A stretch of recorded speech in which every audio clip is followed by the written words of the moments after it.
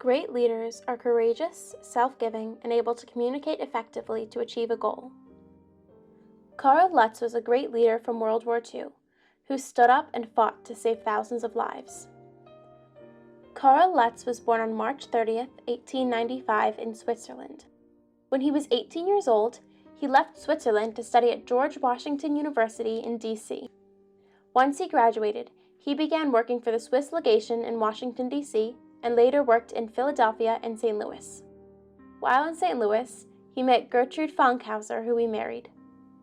The Swiss legation moved him to Palestine in 1934, and he worked there until 1942, when he was transferred to Budapest to serve as the Swiss Vice Consul. Many countries had cut their ties with Hungary due to a shortage of funds, so Lutz kept 14 countries, including the United States, Switzerland, and Great Britain, informed about conditions there. When Lutz arrived in Hungary in 1942, there were 825,000 Jews in Hungary. Every Jew in Hungary was at risk.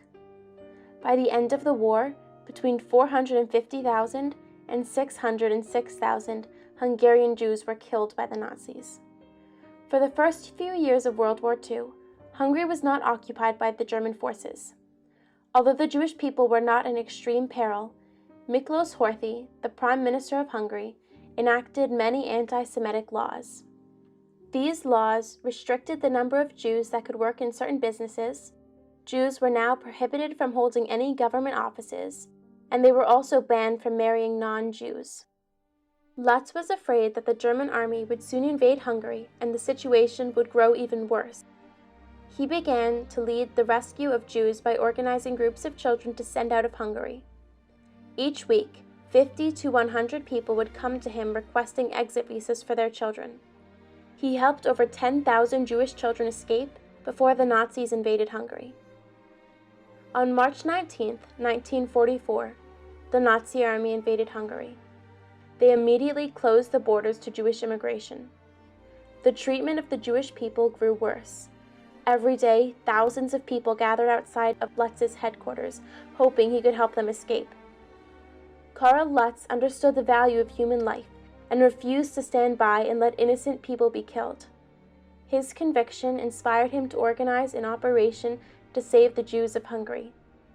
One of his friends said that Lutz was obsessed with saving lives. The Hungarian people recognized Lutz's authority and admired his leadership qualities. He inspired many to volunteer to assist in the rescue mission.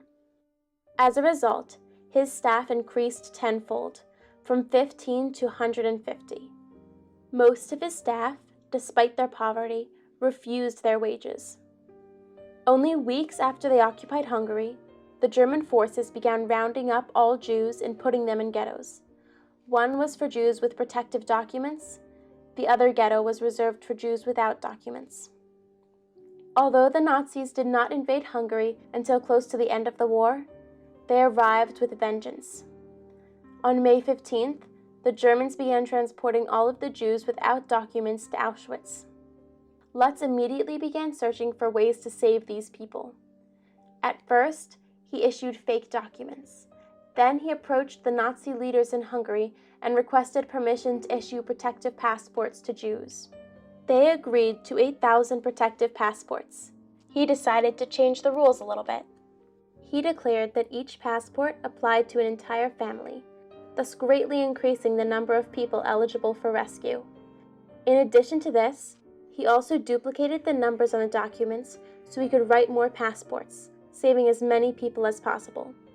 Lutz and those under his leadership strategized to make sure that no one with identical passport numbers traveled together.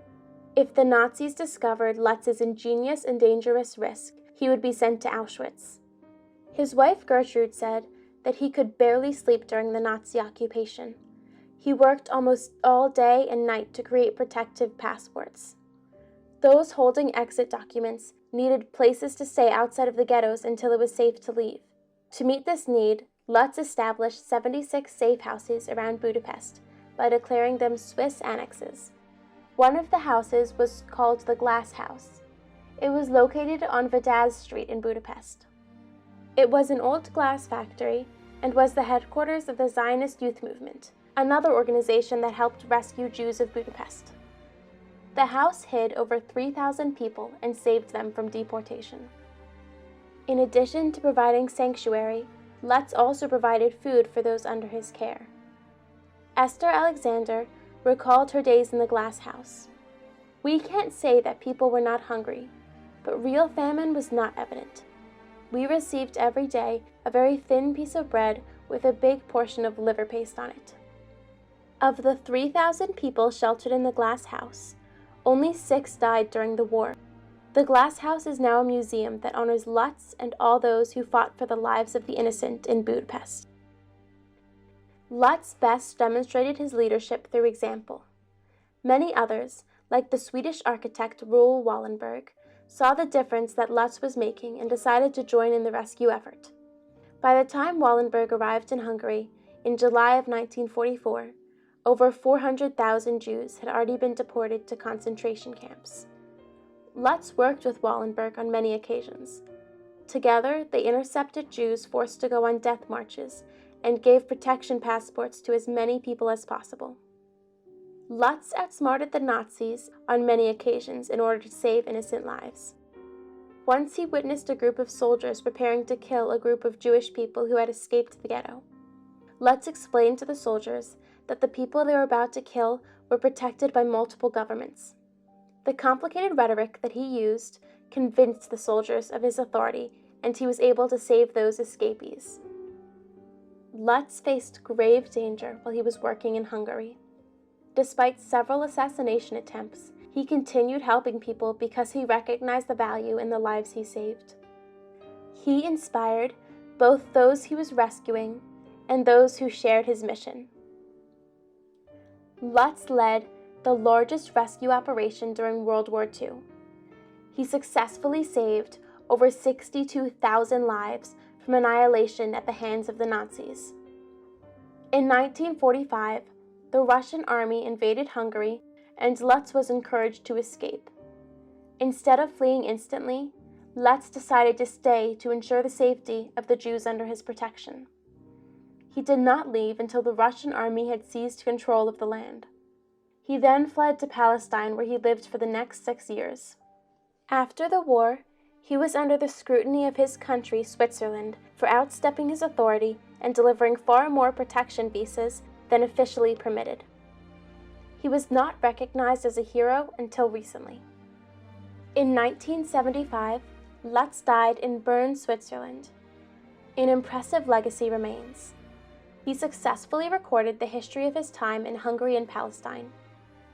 When Budapest was under Nazi control, the use of a camera was strictly outlawed in an effort to prevent a record of the horrors they placed upon the people.